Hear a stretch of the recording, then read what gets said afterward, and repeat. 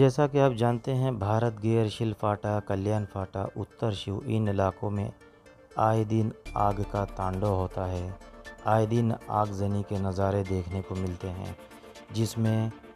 दर्जनों गोदाम जल जाते हैं, कारखाने जल के खाक हो जाते हैं और लाखों करोड़ों का माल जल जाता है और ज़िंदगी दूसरे दिन से फिर जूं के त्यों चलती है। ऐसा ही एक नज़ारा आज भारत गिर के सामने खरडी रोड पर तालाब से लगकर देखने को मिला, जहां रात तकरीबन 8:30 से 9 बजे के दरमियान एक प्लास्टिक गोदाम में आग लगी और देखते ही देखते आग ने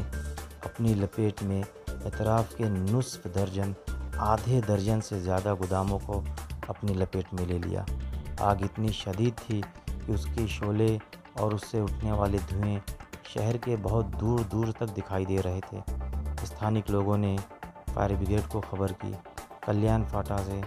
डायघर से, मुमरा फायर ब्रिगेड, इस तरह से दोनों जगह से फायर ब्रिगेड की 3 गाड़ियों ने पहुंचकर सारे गोदाम को चारों तरफ से घेर कर पानी की घंटों लगातार बौछार करने के बाद आग पर काबू पा लिया और उसमें से धुएं निकलने का सिलसिला लेकिन अब भी जारी है।